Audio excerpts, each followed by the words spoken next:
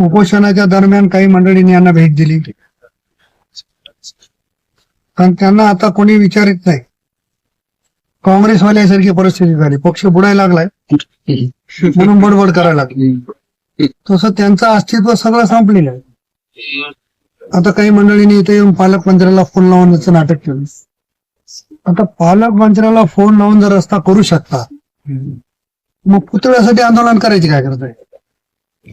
पुतळ्यासाठी मोर्चा आणायची काय गरज आहे? काही गरज नाही. पालकमंत्र्याजवळ वजन खर्च करून पुतळ्याला पैसे आणा. पण ही वजन नसलेली मंडळी येऊन स्वतः वजनदार कसा होता हा दाखवायचा प्रयत्न या निमित्तानं झाला.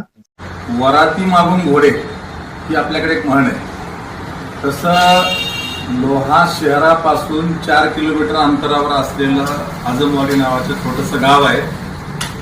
या गावामध्ये आजपर्यंत जायला आमदाराला वेळ मिळाला नव्हता, पण 27 जून 2026ला श्रीमान बालाजीराव मुंडे यांच्या सौभाग्यवती कैलासवासी चौत्राबाई मुंडे यांचा मृत्यू झालेला आहे. त्याचं निमित्त करून सांत्वनपर भेटीला हे महाशय 1 महिना 10 दिवसांनी गेले आणि निमित्त सांत्वनपर भेटीचं आणि मग मात्र आपली टिमकी वाजवणारी चांडाळ चौकडी सोबत. आणि जे काही बोललं मी ऐकलं, मला काही लोकांनी सांगितलं की आमदार प्रताप चिखलीकर तिथं गेल्यानंतर म्हणाला की पालकमंत्री मोठा माणूस आहे, मी छोटा माणूस आहे बाबा.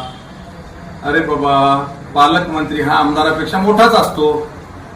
आणि 2 जुलै 2026ला पालकमंत्री सन्माननीय नामदार अतुलजी सावे यांनी मोबाईलवर बोलल्याच्या नंतर जाहीरपणे त्यांनी सांगितलं की डीपीडीसी मधून निधी देऊन आपण तो रस्ता करू, असा शब्द पालकमंत्री अतुलजी सावे यांनी दिलेला आहे. आणि त्यानंतर दुसऱ्या दिवशी उपोषण संपलेलं आहे. जसं माजी सरपंच अशोक गीते असतील, नाथराव आमचे किडके असतील किंवा तुकाराम मुंडे असतील, यांनी 7 दिवस उपोषण केलं, तेव्हा मात्र त्या गावाला जायला वेळ मिळाला नाही. आजमवाडीला फिरकायला सुद्धा वेळ मिळाला नाही. आदल्या दिवशी वाढदिवसाचे हार घेत तुम्ही 1.5 किलोमीटरहून बाजूने गेलात, तेव्हा वेळ मिळाला नाही. आणि आता उपासन म्हणता पालकमंत्री मोठा माणूस आहे. हो, मोठा माणूस आहे. माझं खुलं चॅलेंज आहे प्रताप चिखलीकरला. आज निवडणूक विधानसभा जिंकून 2.5 वर्ष झाले. 2.5 वर्षामध्ये आमदार प्रताप चिखलीकरनी लोहा कंधारमध्ये कोणत्या हेडमध्ये किती निधी आणला, कोणता विकास केला, कोणतं काम केलं, याची श्वेतपत्रिका जाहीर करावी. माझं खुलं चॅलेंज आहे. उगी वासरात लंगडी काय शहाणी गप्पा मारण्याची आवश्यकता नाही. आणि म्हणून त्याच्या पुढचंही माझं चॅलेंज आहे प्रताप चिखलीकरला. पालकमंत्र्यांनी शब्द दिलाय ते करतीलच, कारण ते शेवटी पालकमंत्री आहेत. 9 आमदाराच्या वर आहेत ते पालकमंत्री. या जिल्ह्यामध्ये 9 आमदार आहेत. त्या 9 आमदाराच्या वर पालकमंत्री असतात. सन्माननीय पालकमंत्री महोदयांनी शब्द दिलाय की डीपीडीसी मधून निधी देऊन मी रस्ता करेन. आणि खरंच जर समजा प्रताप चिखलीकरला आजमवाडीचा रस्ता करायचा असेल तर माझं खुलं चॅलेंज आहे, पालकमंत्र्याचा डीपीडीसीचा निधी न वापरता आजमवाडीचा 1.5 किलोमीटरचा रस्ता प्रताप चिखलीकरनी करावा आणि खुशाल त्याचं श्रेय घ्यावं. यांना सवयच आहे लेकरू दुसऱ्याचं मांडीवर आपल्या खेळवायचं. ही सवय आता जनतेच्या लक्षात आलेली आहे. भोळी भाबडी जनता आहे, त्यामुळं आमदाराला म्हणलं की मोठा माणूस आला वाटतंय, जमा होता, ठीक आहे. परंतु आता नौटंकी लोकांच्या लक्षात आलेली आहे. माजी सरपंच अशोक गीते, नाथराव असतील आमचे किंवा तुकाराम मुंडे असतील, त्यांनी 7 दिवस उपोषण केलं. किमान लोकशाही मानणाऱ्या आमदारांनी उपोषणकर्त्याला भेट द्यायला पाहिजे होती. पण मनोहर धोंडे जाऊन आले म्हणलं की इंडिकेटर लागतात.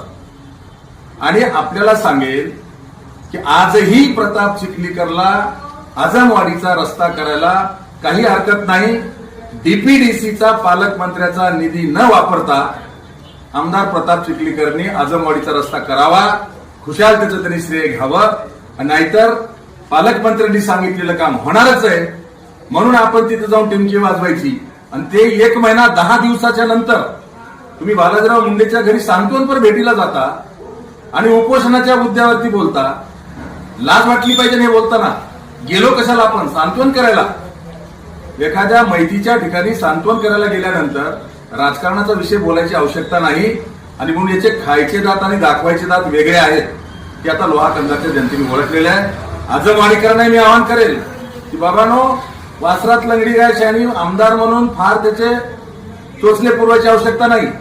आता तिसरी टर्म आहे आमदार म्हणून, आणि 3 वेळेला आमदार असताना 15 वर्षाच्या कालखंडामध्ये लोहा मतदारसंघातला 1.5 किलोमीटरचा आजमवाडीचा रस्ता या प्रताप चिखलीकरांनी का केला नाही, हा प्रश्न कधीतरी विचारला पाहिजे ना.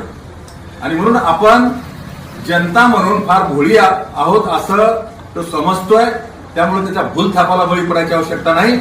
सन्माननीय पालकमंत्री आमदार अतुलजी सावे हे आजमवाडीचा रस्ता डीपीडीसीच्या निधीमधून करणार आहेत. त्या व्यतिरिक्त निधी आणून जर त्यांनी काम केलं तर ते प्रताप चिखलीकरनं केलं असं मी म्हणेन.